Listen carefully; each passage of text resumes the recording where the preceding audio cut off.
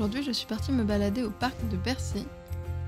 J'adore observer tous ces petits détails lorsque la nature prend le dessus.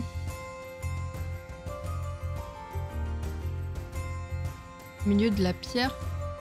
Et là, c'était assez sympa aussi de voir le motif métallique qui ressort grâce à la mousse, avec un vert très lumineux en plus. Et il y avait une poule d'eau qui se baladait. Je trouve toujours assez amusante avec sa démarche, avec ses très grandes pattes.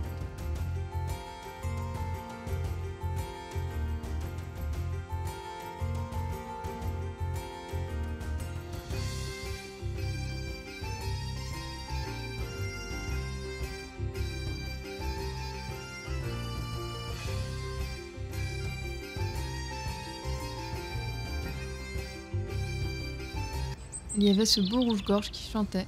Je vous laisse profiter de son chant, même si le son de la ville est aussi présent.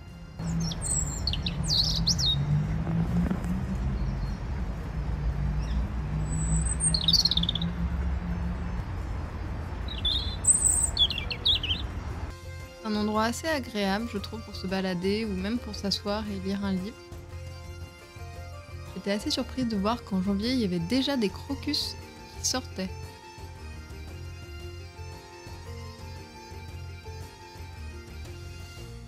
Et en partant, j'ai aperçu un merle. Tellement mignon quand il court. J'adore cet oiseau. Avec son joli bec jaune et son œil encerclé de jaune, il est vraiment magnifique, je trouve.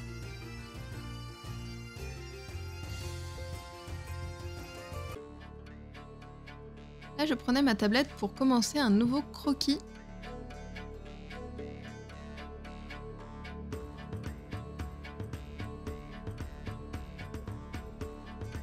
J'utilise l'application Procreate.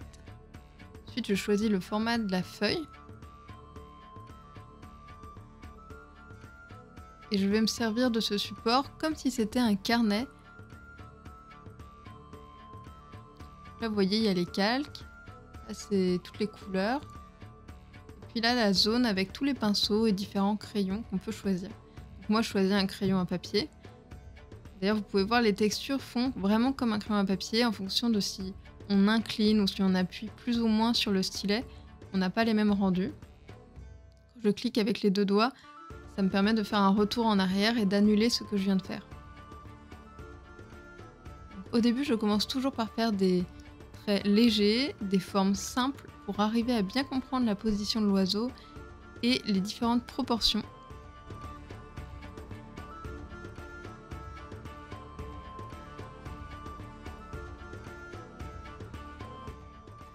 J'avais accéléré la vidéo là bien sûr parce que sinon ça aurait été un peu long pour vous.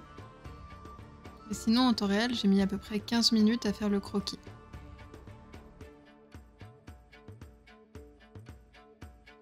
On voit Shadow qui passe, parce que les chats de toute façon ils se gênent pas pour passer quand on est en train de dessiner.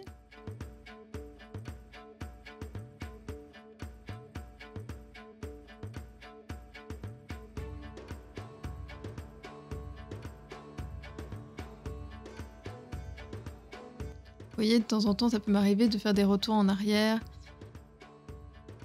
Parfois, je peux aussi utiliser un petit peu la gomme, mais en général, quand je fais des croquis, j'utilise pas très souvent la gomme parce que, vous pouvez voir d'ailleurs déjà, il y a plein de traits que je laisse qui sont des traits de recherche. Et c'est ce type de traits qui vont amener justement la vie dans le dessin et un dynamisme. Et c'est ça qui fait la différence entre une illustration un peu classique et les croquis de recherche.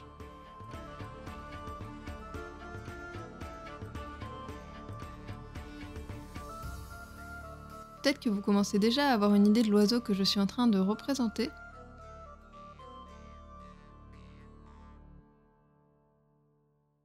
C'est un oiseau qu'on reconnaît assez facilement grâce à ses couleurs, mais là il est en noir et blanc, donc on peut repérer déjà la zone où il y a du noir sur la tête qui aide, et aussi la forme du bec qui est un peu particulière, qu'on ne voit pas sur tous les oiseaux.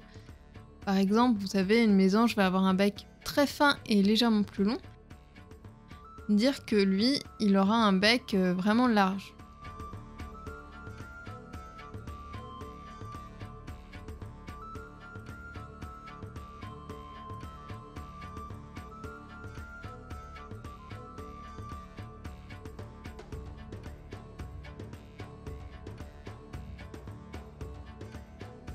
Lorsqu'on avance dans un croquis, on va ajouter petit à petit des lignes plus ou moins épaisses pour amener du volume. Après, on va aussi hachurer des zones pour faire les ombres ou faire les teintes de l'oiseau. Là, par exemple, à cet endroit, l'oiseau est noir. Donc forcément, on va essayer de faire le plus foncé possible, tout en amenant quelques graduations pour montrer le volume, la lumière sur les plumes.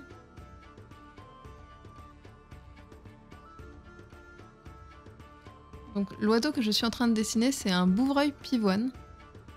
D'habitude, on le reconnaît plus facilement parce que forcément, quand il est en couleur, on voit des belles nuances de rose sur son ventre.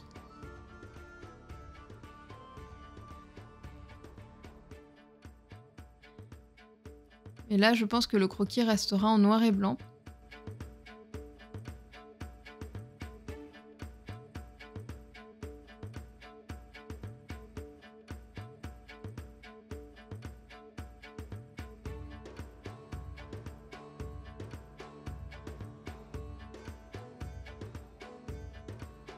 Et là, il a une position un petit peu d'acrobate, avec une patte sur la branche et une patte au milieu des baies. Il est en train de se nourrir.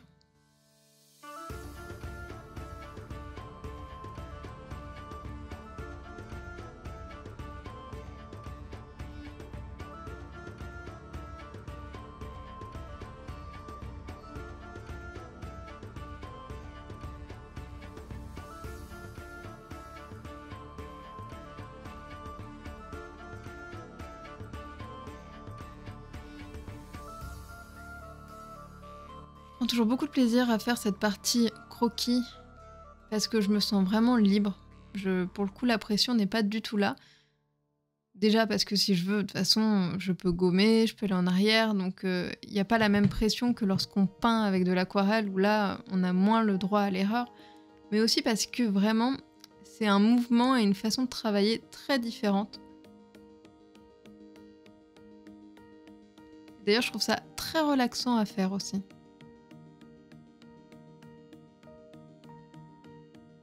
Si jamais vous hésitez à vous lancer dans le dessin, je vous encourage vraiment à oser vous lancer au moins dans un carnet de croquis, parce que c'est quelque chose vraiment qui est très agréable.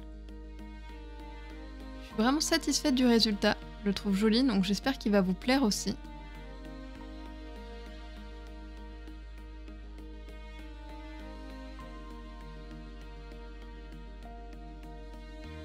Coucou, j'espère que vous allez bien. Aujourd'hui, ça n'a pas été simple pour filmer le vlog. Je vous avoue que j'étais contente parce que les travaux, pour une fois, il n'y avait pas de travaux dans la rue, il n'y avait pas de bruit. Du coup, je me suis dit, bon, ça va être tranquille. Parce que quand il y avait les travaux, j'étais obligée d'attendre à chaque fois entre midi et 1h, le moment où ils faisaient la pause, pour pas avoir le bruit de fond lorsque j'enregistrais le vlog. Et donc aujourd'hui, je me dis, bon, tranquille, je peux le faire à l'heure que je veux, vu qu'il n'y a pas de travaux. Je m'installe, je commence à filmer, et là, une espèce de grosse tondeuse qui fait un bruit mais pas possible, et ça a dû durer presque 1 heure, donc du coup j'ai dû mettre en pause le vlog, j'ai été faire autre chose en attendant. Et donc après je m'installe, je commence à enregistrer, et là l'église donc qui n'arrêtait pas. Je me suis dit mais c'est sans fin aujourd'hui. J'avais l'impression presque qu'il fallait pas que je filme aujourd'hui, mais bon. En fait c'est un peu frustrant parfois parce que quand on est lancé comme ça, qu'on est installé et qu'on commence à parler, et qu'on est obligé de couper à cause de bruit de fond, et ben après c'est plus dur de revenir, je trouve, parce que du coup ça nous fait un peu perdre notre fil, ce dont on parlait avant dans la vidéo, donc c'est vrai que c'est un peu frustrant quand on doit recommencer à filmer. Mais bon, c'est vrai que pour vous ça aurait pas été très agréable d'avoir le bruit de fond de la tondeuse, encore l'église ça aurait pu passer, mais la tondeuse, c'était vraiment pas agréable du tout. Et sinon je voulais vous remercier pour tous vos retours sous le dernier vlog. Déjà j'ai été touchée de voir à quel point la balade avec les oiseaux vous a plu, parce que c'est vrai que moi c'est toujours un plaisir de partager ces petites balades dans la nature, même si c'est une nature parfois qui est au final au milieu de la ville et qui est donc pas en pleine forêt. Bah, j'aime vous partager ces choses-là parce que pour moi c'est des choses qui me permettent vraiment de m'évader lorsque je fais ces petites sorties, et ça me fait vraiment plaisir du coup de vous faire découvrir un peu ces petites choses. Et d'ailleurs j'ai hâte, je sais qu'avec l'arrivée du printemps, je vais voir toutes les fleurs sortir, les oiseaux qui sortent un peu plus, qui chantent, et cette partie-là, c'est une partie dans l'année vraiment que j'adore au niveau des balades, c'est toujours magique. Même si d'ailleurs là, on remarque, ce qui est assez surprenant, c'est que vu qu'il fait assez doux pour la période, il y a déjà plein de fleurs qui commencent à sortir, comme vous avez vu déjà là les crocus que je vous ai montré dans la vidéo juste avant, qui sont déjà sortis. C'est vrai que j'étais assez surprise sur le coup de les voir à cette période de l'année. Donc à la fois on est content de voir des fleurs et en même temps je trouve ça un peu inquiétant parce que on voit qu'il y a des animaux aussi qui sont normalement en hibernation qui sortent. Et le problème c'est que si le froid revient d'un coup, là il y a des animaux, ça va être très difficile pour eux. Donc j'espère vraiment que ça va aller au niveau du climat et qu'il va pas y avoir à nouveau de grand froid. D'ailleurs en parlant de nature et de fleurs, je repense à un livre que je voulais vous montrer que j'ai trouvé récemment de seconde main. C'est celui-ci, sur le langage des fleurs. C'est un petit livre, vous voyez il est assez fin et c'est un petit format. Et l'édition elle date de... La première édition à Londres c'était en 1977 et après à Paris c'était en 1983. Donc voilà, il n'est pas non plus tout récent. Et vraiment, je le trouve très poétique. Je vous montrerai un peu mieux après l'intérieur. Il y a quelques illustrations, mais surtout, en fait, il y a toutes les significations des fleurs. Enfin, pas toutes les fleurs non plus, je pense, mais quand même la plus grosse partie, celles qui sont les plus connues. Et du coup, quand je l'ai reçu, je trouvais ça sympa. Je me suis mis à chercher un peu mes fleurs préférées, les significations qu'elles avaient. Bon, par contre, quand j'ai vu les significations qu'elle avait, je me suis dit ah mince, c'était pas forcément toujours hyper positif. Parce que par exemple, donc, dans les fleurs que je préfère, il y a les pivoines, les jacinthes des bois et j'aime beaucoup les digitales aussi. Donc du coup, pour commencer, les pivoines, je vais vous dire la signification. Parce que dans mes souvenirs, je vais vérifier pour être sûre de pas me tromper. Mais il me semble que c'était la honte. Donc pour vous dire, vous voyez, c'est super. C'est ça. Pivoine, honte. Quand j'ai vu ça, je me suis dit, ah, c'est sympa. Après, j'imagine qu'il y en a d'autres, des livres sur le langage des fleurs, donc vous trouverez peut-être pas toujours les mêmes significations. Déjà, il y en a certains qui existent qui sont plus centrés sur les relations amoureuses, donc qui vont donner que des significations en lien avec l'amour. Là, ce n'est pas ça. Là, c'est vraiment des significations, mais pas forcément en lien avec l'amour. Et c'est ça que je trouvais cool aussi. C'est que ça change un peu. Et pour les jacinthes sauvages, c'était la signification jeu dangereux. Alors je me disais honte, jeu dangereux, elles sont sympas mes significations de mes fleurs préférées. C'est chouette. Mais donc du coup voilà. D'ailleurs tiens, crocus, vu qu'on a vu des crocus tout à l'heure, je vais vous dire la signification pour les crocus. Donc les crocus, tac tac tac. Est-ce qu'elles y sont? Parce qu'il n'y a pas toutes les fleurs. Peut-être qu'il n'y a pas les crocus. Non, apparemment il n'y a pas crocus dedans. Vous voyez, il n'y a pas toutes les fleurs dedans, mais il y a aussi des plantes. Il n'y a pas que des fleurs. En tout cas, si vous avez envie de connaître la signification de votre fleur favorite ou d'une plante que vous appréciez, n'hésitez pas à me le mettre en commentaire et je vous donnerai la signification. Si elle est dans le livre, je vous donnerai la signification. Je me dis que ça peut être amusant. Comme ça, vous verrez, parfois il y a des choses plus positives que moi ce que j'ai eu, parce que vous allez peut-être vous imaginer que c'est des significations que négatives, mais non. Si je prends au hasard une autre plante, allez hop, je vais faire au hasard. Je m'arrête sur dahlia rose, délicatesse. Vous voyez, il y a des choses plus poétiques que honte et jeu dangereux. J'ai juste pas de chance. Mais non, et ce qui est sympa, c'est qu'il est organisé en fait. Vous allez avoir la première partie. Déjà, je trouve ça très mignon, vraiment, ça fait vraiment une autre époque quand on voit ce type d'illustration. Vous avez une première partie où vous allez avoir donc par ordre alphabétique, à chaque fois vous retrouvez donc les fleurs et la signification. Et ensuite, vous avez une deuxième partie où c'est l'inverse. Vous cherchez, par exemple, je cherche dévouement. Dévouement, aigre-moine. Vous voyez, là, on retrouve dans le sens inverse. Et ça, je trouve ça sympa aussi. Parce que, par exemple, espoir. Et là, ils mettent amandier en fleurs. Donc, c'est chouette. Non, vraiment, je me suis bien amusée. Quand j'ai reçu le livre, j'arrêtais pas de...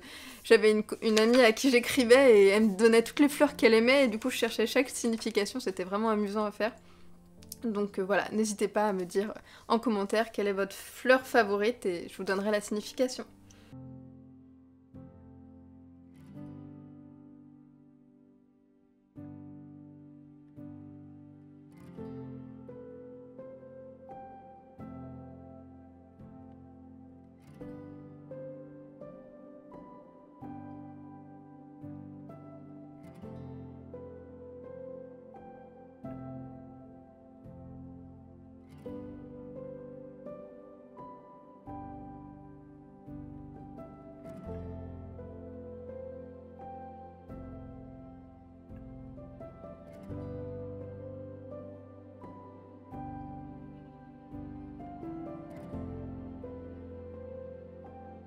Et sinon, merci aussi pour vos retours sur les livres audio. Je regarderai peut-être un jour pour les bibliothèques, parce que c'est vrai que je savais pas qu'en bibliothèque on pouvait avoir des livres audio aussi. Après, j'imagine qu'il y a peut-être pas forcément énormément de choix, mais je verrai ça lorsque j'aurai fini mes abonnements gratuits. Parce que pour l'instant, je suis donc sur Audible, sur Nextory, et aussi sur un autre où en fait je fais les abonnements d'essai gratuits pour pouvoir tester. Mais pour l'instant, le problème c'est que je trouve que Nextory est mieux au niveau du système d'heures plutôt qu'un crédit où on n'a qu'un livre. Enfin, je trouve ça plus intéressant. Mais je trouve pas beaucoup de livres qui m'intéressent sur Nextory en fait. Parce que le problème c'est que, par exemple, j'adore les livres fantastiques, mais à écouter, je sais pas si je vais trop apprécier. Et pour l'instant, ce que j'aime le plus écouter, c'est les Cozy Mystery. Je trouve ça très agréable, ce petit côté... Ça fait des petites chroniques, des enquêtes, et je trouve ça vraiment super chouette. Et celui que j'ai écouté, là j'ai écouté le tome 1 et 2, c'est les enquêtes de Lady Rose, et franchement c'était génial. Là j'ai qu'une hâte, c'est que mon crédit disponible, là c'est à partir du 24 février que je dois avoir un nouveau crédit sur Audible, et j'ai trop hâte parce que je pourrais écouter le tome 3 comme ça. Je trouve ça très prenant, déjà il y a l'ambiance d'une autre époque, en plus les personnages sont assez attachants, et à écouter vraiment, mais du coup... Parfois, j'avais du mal même à m'arrêter de l'écouter, parce que c'est vraiment, ça accroche. Donc voilà, sur Nextory, je trouve très peu de Cozy Mystery. À chaque fois, tous ceux que je cherchais, il n'y en avait pas. Donc c'est un peu frustrant, c'est dommage. Hein. Franchement, si on pouvait avoir sur Audible le même système de forfait en heures que sur Nextory, ça serait parfait. Mais en tout cas, ouais, c'est vraiment agréable à tester, et pour l'instant, j'aime beaucoup. Et j'ai vu dans vos commentaires, finalement, que vous êtes assez nombreux à écouter aussi des livres audio.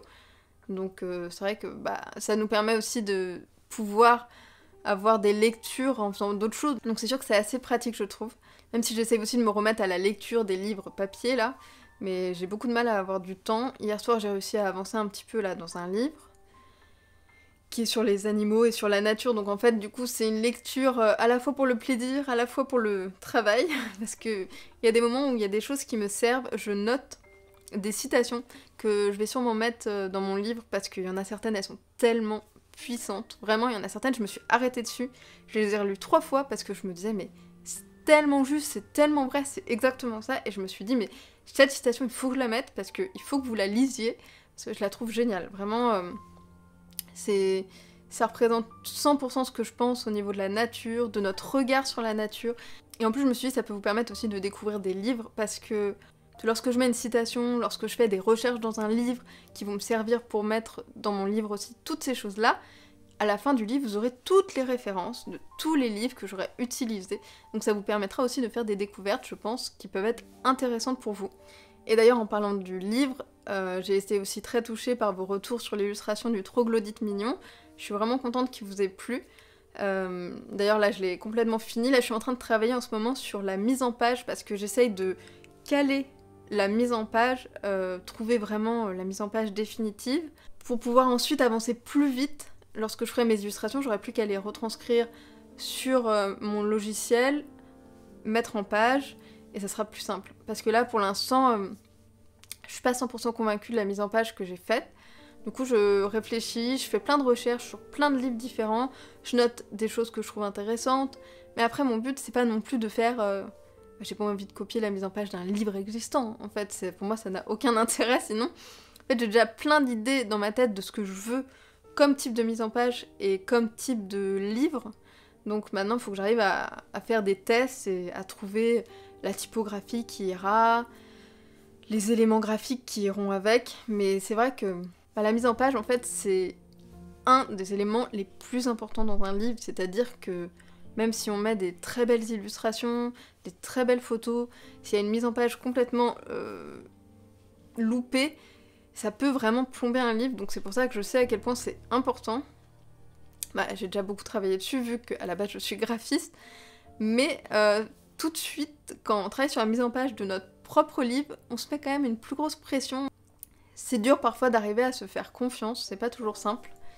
Mais en tout cas, je pense que plus tard, quand j'aurai bien avancé dans le livre, un jour, je vous montrerai en vidéo un petit peu comment je travaille la mise en page, mais ça sera vraiment bien plus tard, c'est-à-dire il faudra que tout soit bien posé, que j'ai vraiment la mise en page définitive.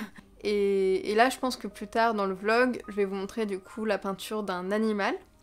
parce que vous m'avez demandé beaucoup de voir un animal, donc je ne sais pas encore quel animal, même si j'ai une petite idée, mais vous découvrirez ça plus tard. De toute façon, vous vous rendrez bien compte lorsque vous découvrirez chaque vlog petit à petit, parce que le but c'est que je vous montre un peu des petites choses différentes à chaque fois. Je pense que ça vous permettra de vous faire une idée un peu plus sur l'univers du livre, et vous verrez qu'il n'y aura pas que des oiseaux. Même si c'est vrai que les oiseaux, j'adore les dessiner, et enfin je pourrais sans problème faire un livre que sur les oiseaux, hein, ça me ferait plaisir aussi. Mais là, moi, ce qui m'intéressait, c'était justement de faire plus la nature en général, et enfin, tout ce que vous pouvez observer dans une forêt. Enfin, quand je dis tout, c'est avec des guillemets, hein, parce que je ne peux pas faire une encyclopédie, donc bien sûr qu'il n'y aura pas tous les animaux, tous les oiseaux, tous les végétaux, non. sinon, je ne m'en sortirais pas. Mais j'ai choisi une sélection quand même assez grande pour que vous puissiez découvrir le plus de choses possible. Et juste avant, je vous ai montré aussi un peu quand je travaillais sur le croquis. Donc c'est vrai que normalement, les croquis en général, je travaille surtout sur le papier parce que c'est plus agréable, je trouve, de dessiner sur une feuille.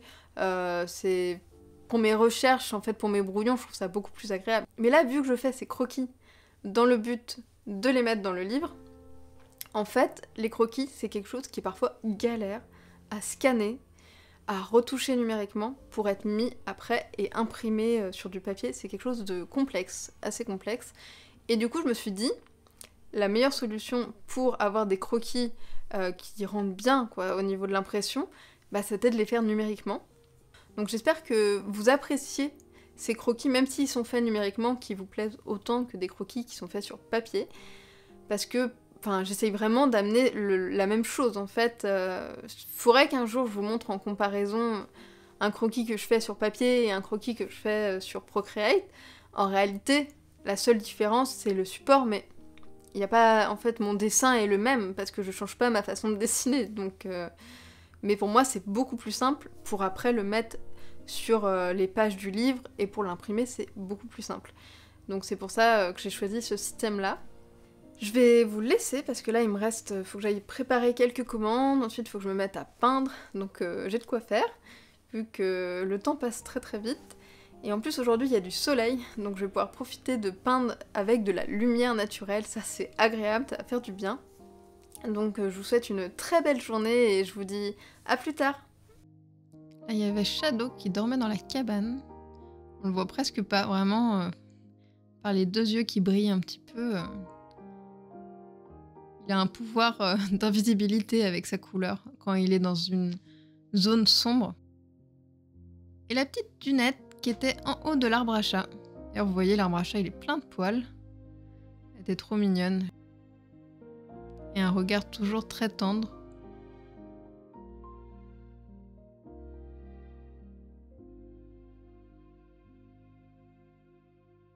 J'ai été voir la galerie Gallimard à Paris avec une petite exposition sur le travail de Mina Lima.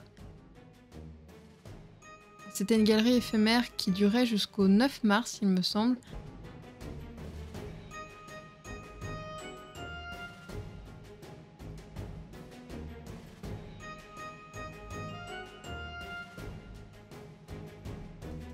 Et déjà, j'adorais le papier peint avec la carte du maraudeur, c'était magnifique.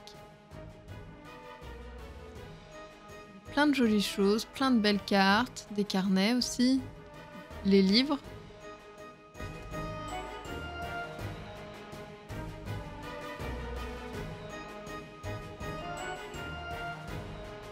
Et il y avait aussi ces petites pochettes surprises avec des illustrations en lien avec le film Les Animaux Fantastiques.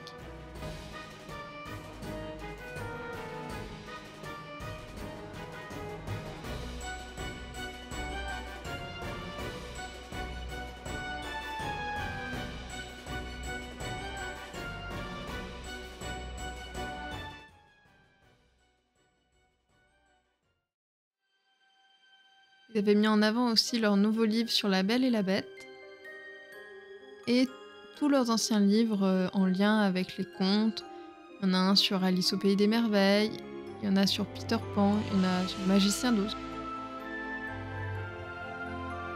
Ils ont pas mal de choix et leur travail est toujours très joli, même si j'ai bien sûr une petite préférence pour l'univers d'Harry Potter.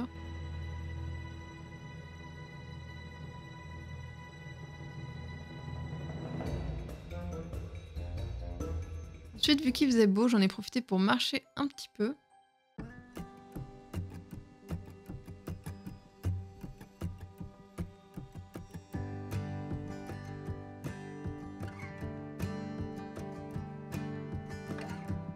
Vous pouvez voir que on peut toujours observer des oiseaux partout. Là, c'était un petit groupe d'étourneaux sansonnets.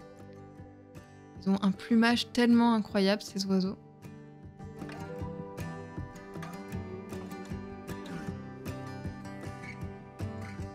Là, il y avait une mouette rieuse qui se demandait où était l'eau, parce que la fontaine était vide. Forcément, elle devait être un petit peu déçue, la mouette.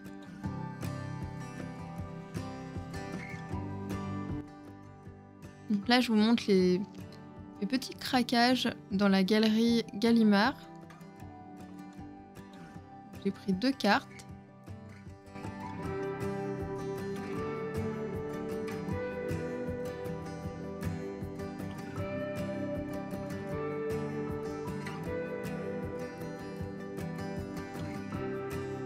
Et j'ai pris aussi une petite pochette surprise.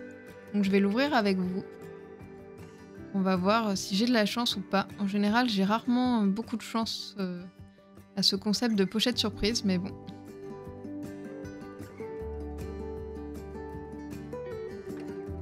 Donc je la trouve jolie, mais c'était pas du tout... Il y en avait 2 sur lesquels j'avais vraiment un coup de cœur et j'ai pas eu forcément beaucoup de chance. Même si je la trouve jolie quand même. C'est parti, je me lance dans la peinture d'un nouvel animal. Cette fois, c'est un mammifère.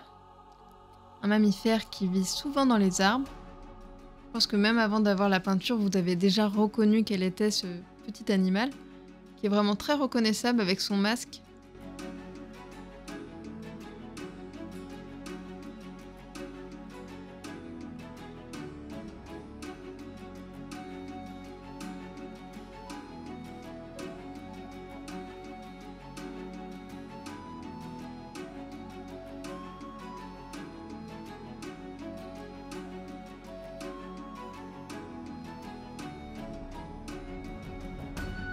Donc là, c'est un animal qui va avoir des teintes surtout noires et blanches.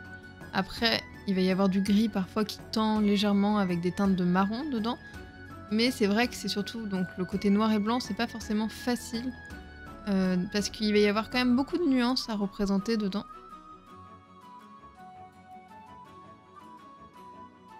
Donc là, je faisais l'écorce autour parce que donc ces 2 ratons laveurs sont au creux d'un arbre.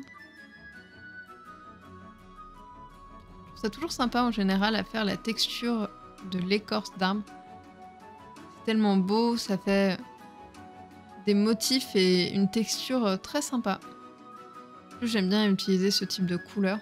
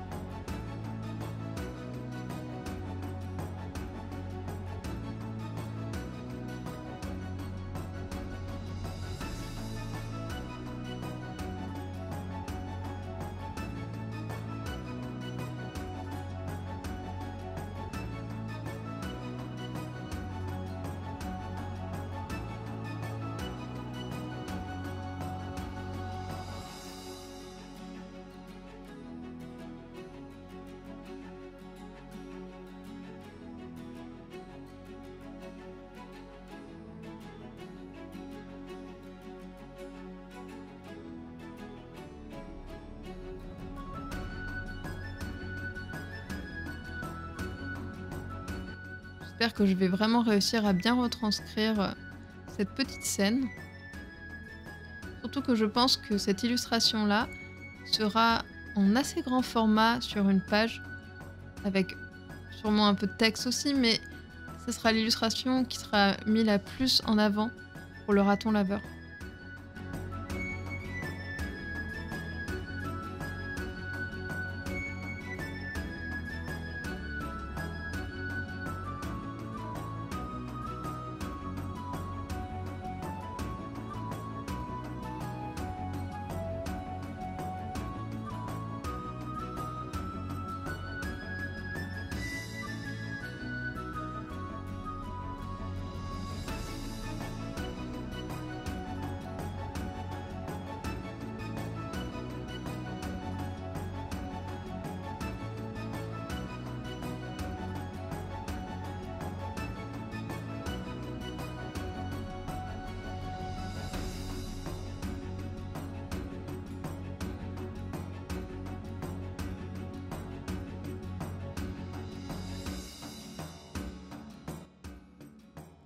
général, l'aquarelle, ce qui est long, c'est que on va faire beaucoup d'étapes différentes.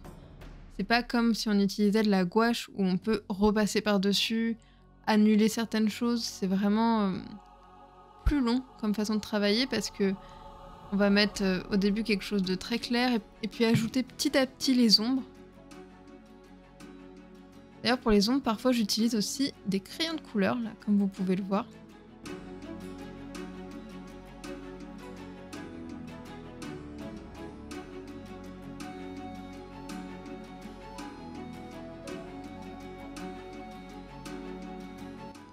Ce jour-là, il faisait tout gris, donc la luminosité de la vidéo n'est pas la meilleure qui soit. J'espère que vous pourrez quand même bien voir les détails de l'illustration.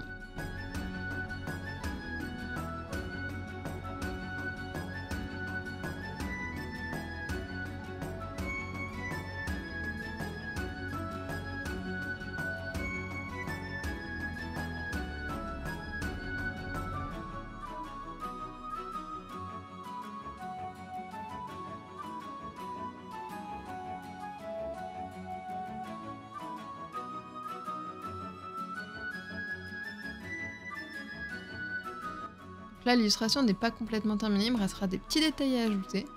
Et j'espère déjà que ce premier aperçu vous plaît. Là, une petite vidéo qui représente bien le temps en ce moment qui peut très vite varier.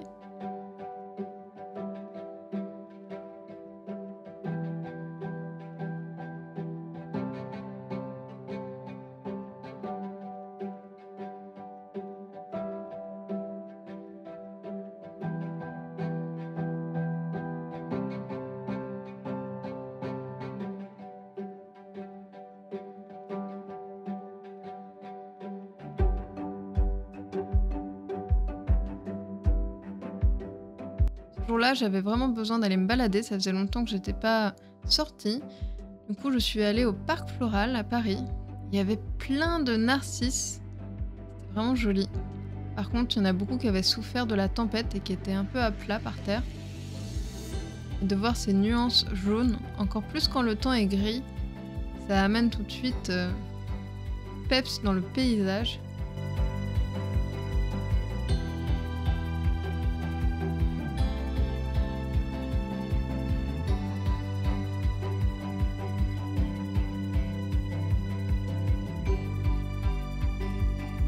Là d'ailleurs il faisait tellement gris que je n'ai même pas sorti mon appareil photo parce que la lumière n'était vraiment pas idéale et je n'ai pas vu énormément d'oiseaux par rapport à d'habitude, même si j'en ai quand même vu quelques-uns.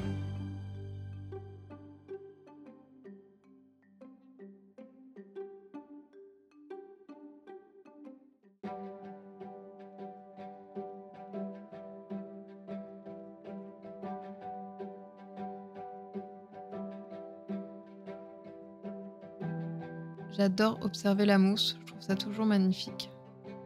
Tous ces petits détails, ces nuances.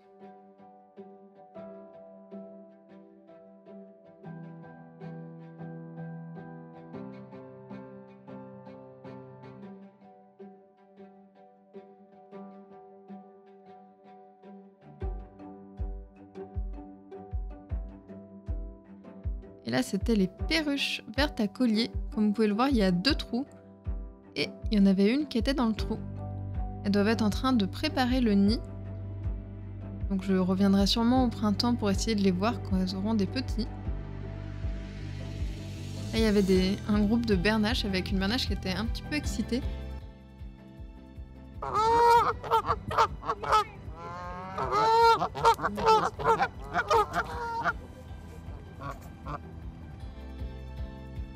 Je vous aurais bien mis le son parce que c'était sympa de les entendre, mais il y avait aussi des gens qui criaient à côté, dont des enfants, donc forcément on n'entend pas beaucoup les bernaches.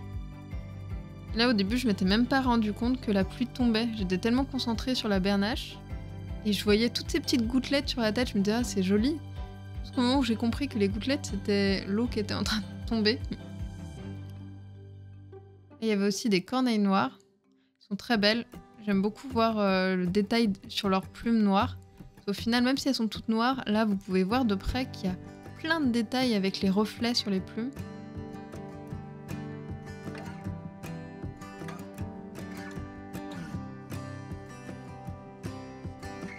Il y avait aussi ce petit grimpero qui était en train de grimper en haut de l'arbre. Puis il allait assez vite, donc j'ai essayé de vous le filmer, mais avec la lumière, c'était pas simple. Et là, je me préparais un thé avec Dune qui, pendant que je préparais l'eau, s'amusait avec le téléphone. J'avais fait des shortbread avec la recette du livre de Rain on the Window. Et du coup, je me préparais un bon thé pour les accompagner. Et d'ailleurs, Dune était très intéressée par les gâteaux. Elle aurait bien aimé mettre un petit coup de langue, mais non. Pendant que je préparais, je devais toujours avoir un œil sur Dune pour être sûre qu'elle n'aille pas lécher le gâteau.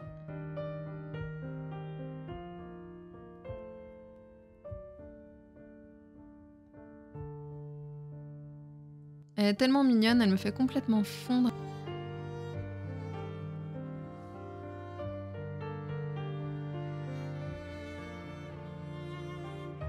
Et là, j'avais craqué sur cette nouvelle théière avec un renard. Maintenant, c'est parti pour la dégustation. Coucou, j'espère que vous allez bien.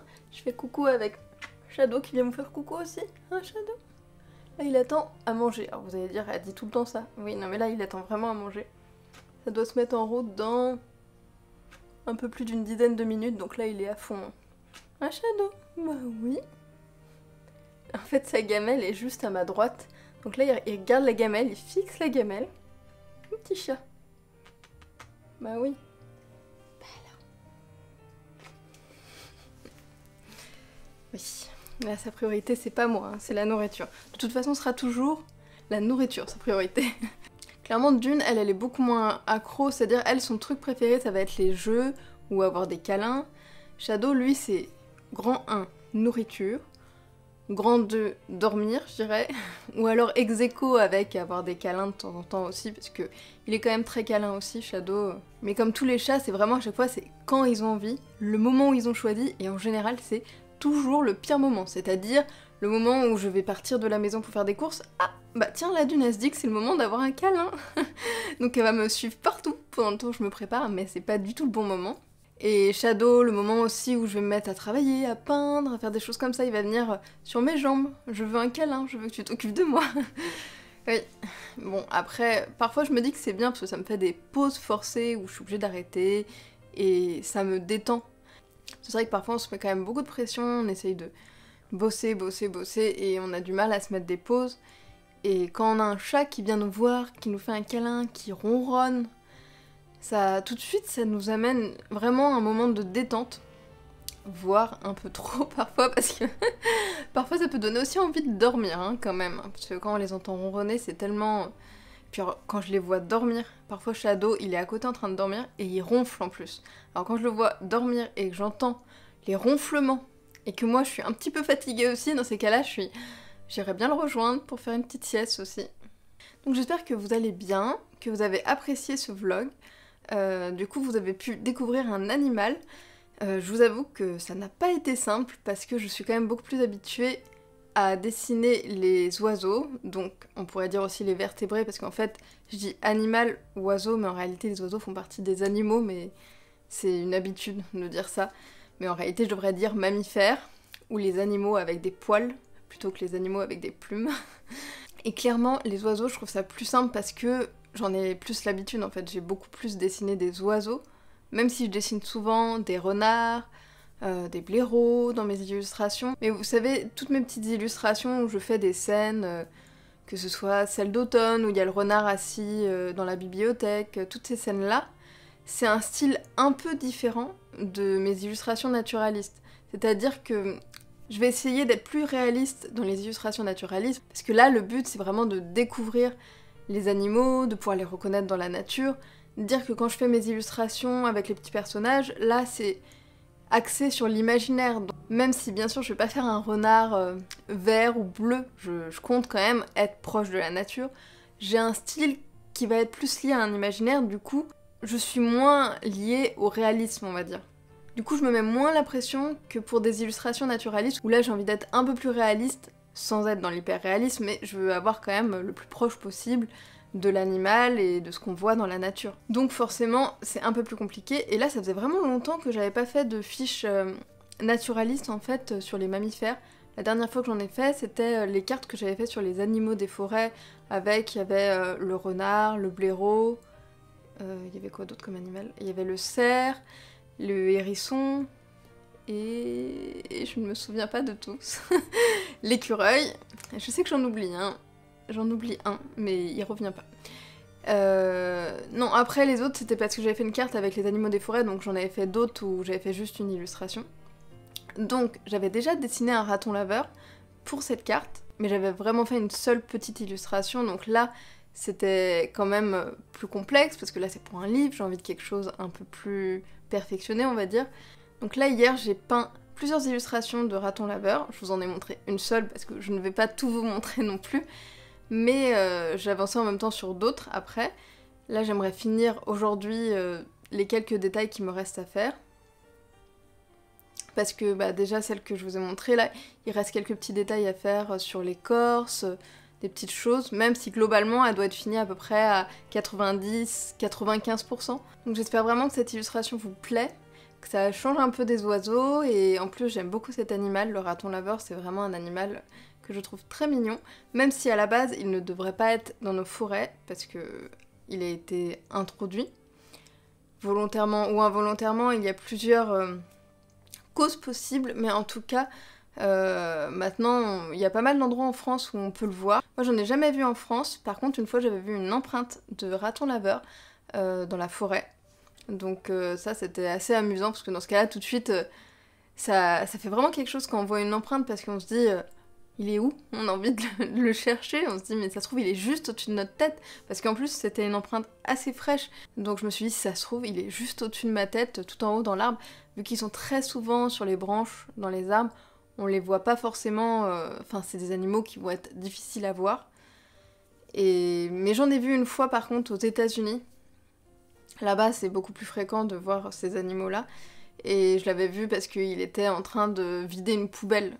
Donc ça c'est un peu triste, parce que le problème c'est que en fait c'est des animaux qui vont parfois être vus comme nuisibles, parce qu'ils vont faire des dégâts, des choses comme ça, mais en réalité juste il faut limiter après, mettre des poubelles qui peuvent pas s'ouvrir facilement, limiter de laisser des déchets, parce que là en plus c'était une zone où les déchets vraiment ils traînaient, c'était vraiment pas organisé du tout, donc forcément c'était accessible, c'était facile. Il avait trouvé je crois un morceau, je sais plus, c'était une sorte de pain ou quelque chose comme ça qui grattait, il prenait des morceaux. Et en plus, je pense clairement que ce n'est pas l'idéal comme nourriture pour le raton laveur, hein, mais pour l'animal, ça va être une ressource facile, donc il va y aller.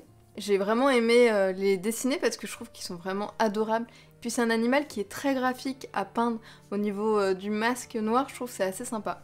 En tout cas, n'hésitez pas à me dire en commentaire ce que vous en pensez, et enfin, c'est hyper important pour moi d'avoir vos retours sur ce travail, parce que c'est un très gros projet qui est long, donc forcément je ne peux pas tout vous montrer, et c'est très frustrant de garder toutes ces choses pour moi, les autres que je suis en train de peindre, parce que j'aimerais bien partager tout, mais pour pas me sentir complètement seule dans notre projet, ça me rassure aussi lorsque j'ai vos retours, lorsque vous me dites ce que vous en pensez, que vous appréciez. Après, vous pouvez me dire aussi si vous avez une préférence, par exemple, est-ce que vous avez préféré le moment où je vous montre un peu le croquis du bouvreuil, ou le moment où je peins le raton laveur. Je sais pas encore ce que je vais vous montrer dans le prochain vlog. D'ailleurs, je voulais vous montrer des livres que j'ai reçus des éditions Delachaux sur la forêt. Je vous avais déjà montré un petit aperçu rapide sur Instagram. Il y avait celui-ci sur les traces d'animaux. Donc vous voyez, c'est un tout petit format. Il est fin, il est pas très grand, et il est pratique pour mettre dans un sac, du coup, si vous voulez l'amener sur le terrain, pour vérifier un peu si vous voyez des empreintes, à quel animal ça peut appartenir. Et en plus, ce qui est chouette, c'est que dedans, vous avez pas mal d'empreintes de mammifères, mais aussi plein d'oiseaux. Donc ça, je trouvais ça assez intéressant. Vous voyez, vous allez avoir des explications au début. Comme ça. Et après, à chaque fois, vous avez toutes les empreintes qui sont présentées en noir et blanc. Ça fait un peu penser comme si c'était dans la neige, je trouve.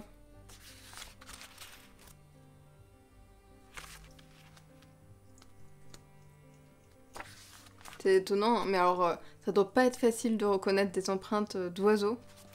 Parce que quand on regarde ça comme ça rapidement, on a l'impression que tout est identique, en fait, que ça se ressemble vraiment beaucoup. Après, on voit les différences quand on prend le temps de regarder, mais Ça doit pas être facile hein, quand même. Ça, j'ai jamais essayé encore de reconnaître des empreintes d'oiseaux. C'est vrai qu'en général, je vais plus chercher les empreintes des cervidés, les empreintes des renards, des blaireaux. D'ailleurs, j'ai jamais vu d'empreintes de blaireaux. Pour le coup, j'ai déjà vu donc raton laveur, renard, cervidé, sanglier. Mais non, blaireau, je me souviens pas, ou alors j'ai oublié. Peut-être quand j'étais petite, c'est possible. Et d'ailleurs, là, vous avez donc empreinte de renard roux. Et à côté, chien domestique. Vous voyez la différence? C'est assez... je trouve ça assez sympa de voir le comparatif. Parce que parfois, c'est des empreintes qu'on peut confondre. Donc, je trouve ça assez sympa. Au moins, là, si vous avez ce guide sur le terrain, vous voyez vraiment tout de suite la forme, la différence entre les deux. Et en plus, à chaque fois, vous avez la patte avant et la patte arrière, vous voyez? Comme là. Parce que c'est pas du tout la même chose, hein, forcément. Là, c'est une empreinte de marmotte. Ensuite, ce sont 2 gros livres. Donc, il y en a un, c'est sur la vie illustrée de la forêt. Je trouve que la couverture, elle est super belle. Vraiment, elle attire l'œil, elle est vraiment magnifique. C'est un livre assez complet avec beaucoup de textes, en fait, qui va vous parler de tout l'écosystème de la forêt. C'est vraiment quelque chose, je dirais, d'assez scientifique, qui va vraiment être très poussé. En général, je vais plus acheter les guides naturalistes sur les oiseaux, etc., qui vont me servir pour reconnaître quand je me balade. Après, j'ai des livres aussi qui sont purement illustratifs, en fait, que j'achète juste parce que j'aime bien les illustrations axées sur la forêt. Et là, ce type de livre, c'est autre chose. C'est-à-dire qu'il y a des jolies illustrations dedans aussi, mais c'est vraiment quelque chose si vous avez envie d'apprendre à connaître la forêt, vraiment tout son écosystème, comment ça fonctionne, les arbres, vraiment tout le détail. De toute façon, je vais vous le montrer à plat, comme ça vous allez mieux vous rendre compte. Parce que là, c'est pas forcément facile, mais vous voyez, par exemple, il y a des choses comme ça, vraiment très détaillées. On rentre vraiment dans des explications, je pense, qui sont très intéressantes. Faudrait que je prenne le temps de le lire, mais malheureusement, là, en ce moment, pour lire, c'est compliqué. Mais je pense qu'il y a pas mal de choses, on doit apprendre beaucoup de choses dans ce livre. Et c'est assez différent des... Je trouve que c'est un livre assez original parce qu'on n'en voit pas beaucoup des livres comme ça. Donc je vais vous montrer ça après à plat. Et pour finir, il y a celui-ci, sur la forêt, encore une fois, et qui est très complet aussi. Vous voyez, c'est un grand format, assez épais, beaucoup de texte dedans aussi, mais il y a aussi de très très belles photos, vraiment, les photos elles sont magnifiques. Là, c'est pas des illustrations pour le coup, c'est plus des photographies, et des photographies de nature parfois vraiment sublimes, vous allez voir après. Mais donc c'est quelque chose aussi de très complet qui va parler de la forêt, mais plus par rapport au climat, par rapport à ce qui se passe en ce moment dans la forêt. Toutes ces choses, et je pense que ça peut être très intéressant aussi, même si forcément c'est pas que joyeux non plus, hein, parce que, vous voyez par exemple, si je vous lis le résumé, incendie, sécheresse, tempête, dépérissement à grande échelle, maladies et insectes ravageurs, la forêt française doit affronter d'immenses difficultés et les forestiers se trouvent face à des défis qu'ils n'ont jamais connus. De toute façon, on doit vivre avec tout ça. On essaye de faire en sorte... Certaines personnes essayent de faire en sorte d'améliorer les choses, mais malheureusement pas tout le monde, et tant que le plus grand nombre ne se mettra pas d'accord pour faire des choses qui aident la forêt, le climat, toutes ces choses-là, et bah faut aussi vivre avec, malheureusement, et trouver des moyens pour aider la forêt justement à contrer toutes ces problématiques. Donc je pense que ça peut être assez intéressant aussi, et pareil, il faudrait que je trouve le temps de le lire, parce que je pense qu'il y a vraiment des choses... Je pense que ça vaut vraiment le coup de le lire, mais il y a quand même beaucoup de textes, hein, donc c'est un livre assez complet. Je vais vous montrer un peu... Regardez les belles photos qu'il y a dedans. Jolie citelle. Puis cette photo aussi.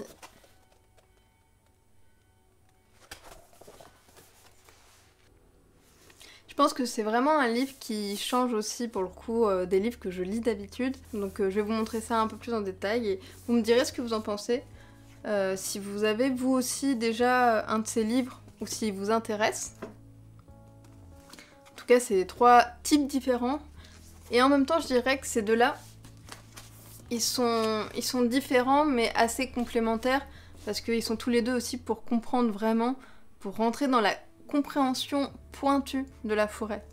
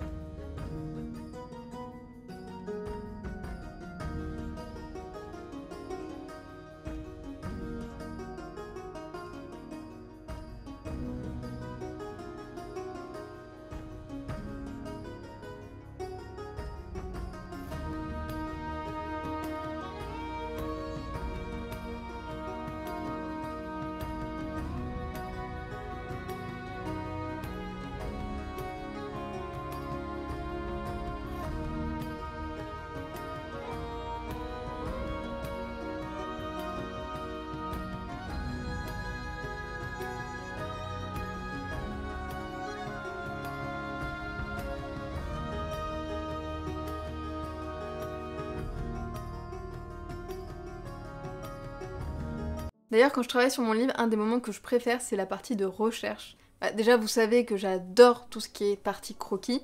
Donc le moment où je vais faire les recherches, où je réfléchis à l'avance, quel croquis je vais faire, comment je vais mettre en page. Ça, je trouve ça génial. Mais j'aime aussi beaucoup toute la partie où je vais prendre donc, plein de livres pour me renseigner sur une espèce. Par exemple, le raton laveur, je n'ai jamais pu l'observer vraiment dans la forêt, donc je fais plein de recherches sur cet animal pour pouvoir voir ses habitudes, sa façon de vivre, etc. J'ai vu aussi la dernière fois un moment un documentaire. D'ailleurs, c'était drôle, c'était la première fois de ma vie que je faisais ça. Je regardais un documentaire qui était génial.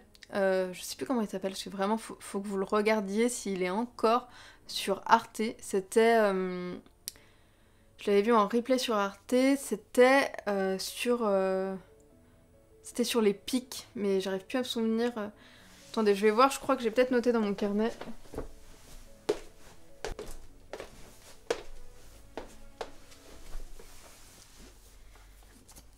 J'étais chercher mon carnet de recherche sur le livre.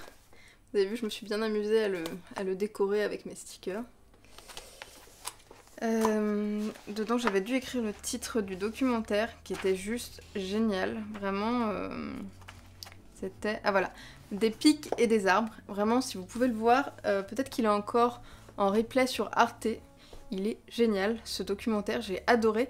Et donc, c'était la première fois de ma vie que je regardais un documentaire avec un bloc-notes. Et de temps en temps, je prenais des notes en fait de ce qu'il racontait dedans parce qu'il y avait des choses hyper intéressantes. Et vu qu'il y aura une partie... Je ne sais plus encore quel mois, mais en tout cas ça sera au printemps, où il y aura plusieurs pages dédiées aux pics, justement. Donc je me suis dit c'était le moment de prendre des notes. Et franchement c'était drôle parce que je me souviens que quand j'étais à l'école, je trouvais ça tellement casse-pied parfois quand on devait prendre des notes en cours, etc. Mais à partir du moment où vraiment on est passionné par un sujet, où on écoute quelque chose, où on est vraiment intéressé, bah on voit pas du tout cette sensation de note comme quelque chose de désagréable. Vraiment, j'étais trop intéressée. Alors je prenais des notes, des moments où je faisais des croquis parce que ça me donnait des idées en même temps que j'écoutais. Et non, vraiment, c'était génial. Et d'ailleurs, j'ai très très hâte de peindre cette partie sur les pics. Vraiment, j'ai hâte, mais bon, c'est pas pour tout de suite parce que je pense que c'est pas avant le mois de mars ou avril et je n'ai pas encore fini janvier, donc il va falloir que je patiente. Mais oui, je vais essayer de regarder peut-être plus souvent des documentaires aussi cette année, justement, pour mes recherches, parce que j'aime bien avoir plein de sources de recherche différentes. En fait, ma plus grosse source, ça va être dans des livres. J'ai plein de livres différents où je cherche dedans. Mais je vais aussi chercher sur mes revues Salamandre, parce que bah, forcément, il y a aussi plein de choses intéressantes. D'ailleurs, je sais plus si je l'ai dit sur YouTube, parce que je me souviens sur Instagram, j'ai dit que mon partenariat avec Salamandre avait été renouvelé cette année, mais je suis pas sûre de l'avoir dit sur YouTube. Donc j'ai un nouveau code promo pour ceux qui veulent s'abonner aux revues Salamandre. Avec ce code promo, vous avez une revue en plus offerte. Alors, une revue en plus offerte, ça veut dire, parce qu'il y a des personnes parfois qui étaient un petit peu perdues. En fait, le système, c'est que vous allez avoir comme un mois en plus, finalement. En fait, si vous prenez un abonnement, vous avez... tel nombre de revues dans l'abonnement, et ben vous aurez à la fin, vous allez en recevoir une en plus le mois d'après, donc c'est tous les 2 mois il me semble, Salamandre. Enfin, c'est toujours chouette d'avoir une revue en plus, je trouve. D'ailleurs à Noël j'ai offert un abonnement à mon père de revues Salamandre et ça a l'air de bien lui plaire aussi. Mais elles sont vraiment top ces revues et donc je m'en sers aussi pour mes recherches, donc les livres, les revues, les documentaires, parfois internet aussi. Internet, quand on va sur des bonnes sources, il peut y avoir des choses intéressantes, mais le problème d'internet c'est qu'il y a quand même un peu de tout. Donc dès que j'ai besoin des choses vraiment où je veux être sûre, en général c'est vrai que je préfère quand même des livres, des bons livres comme les guides de Salamandre, les guides de la Chaux, enfin des guides où on est un peu sûr de ce qu'on lit dedans quoi. Mais voilà. Donc cette partie de recherche en fait j'ai l'impression de faire des enquêtes et surtout j'apprends tellement de choses, vraiment là il y a... J'ai lu, la dernière fois, j'ai lu un numéro de la Hulotte sur un animal que je vais représenter au mois de février. Et donc pareil, là je lisais, je prenais des notes en même temps. Et c'était passionnant. Et ce qui est génial, c'est qu'en plus je me suis rendu compte, franchement, je retiens vraiment, il y a des choses qui restent bien dans mon esprit, vu que ça m'intéresse énormément, et ben ça reste. Dire que je me souviens vraiment, mais... encore une fois, par rapport à l'école, je me souviens quand il fallait apprendre des textes par cœur, des choses, mais je relisais, j'avais un mal fou à le faire rentrer dans ma tête, et là, je lis juste une fois, et ça rentre beaucoup plus vite quand on est intéressé, vraiment, ça change tout. Donc j'espère vraiment que je vais arriver à vous transmettre cet intérêt, cette passion dans le livre et que vous allez découvrir des choses parce que bon, s'il y a des personnes qui déjà sont des naturalistes ou des pros de la nature, forcément vous allez peut-être pas apprendre beaucoup de choses dans le livre, je ne sais pas. Mais dans tous les cas, il y aura toujours des petites choses en plus, je pense, que vous allez découvrir parce que ça sera pas un guide comme on a partout, ça sera vraiment, le but c'est de transmettre une passion. Je vais m'arrêter là parce que je parle, mais j'ai pas envie de faire une vidéo trop longue non plus, donc je pense que là ça commence à faire pas mal. Quand je vois le nombre de minutes sur la vidéo, je me dis oulala. Après il faut aussi faire le montage vidéo, donc je vais m'arrêter. Et je vous souhaite une très belle journée, j'espère que vous avez passé un bon moment. C'est vrai que dans ce vlog je ne voulais pas partager de photos parce que j'ai pas eu beaucoup le temps d'aller faire des balades dans la nature, et les petites balades que j'ai faites, pour une fois, je n'ai pas forcément sorti mon appareil photo, soit parce que la lumière n'était pas idéale, soit parce que je ne l'avais pas parfois. Et au final, c'est pas plus mal parfois aussi de profiter, d'observer sans forcément faire des photos, parce que j'ai quand même savouré de voir ce petit merle de super près, le rouge-gorge qui chantait, enfin, j'ai adoré les observer, même si j'ai pas pu les prendre en photo. Donc j'espère que vous avez quand même bien apprécié, et je vous souhaite une très belle journée et je vous dis à bientôt.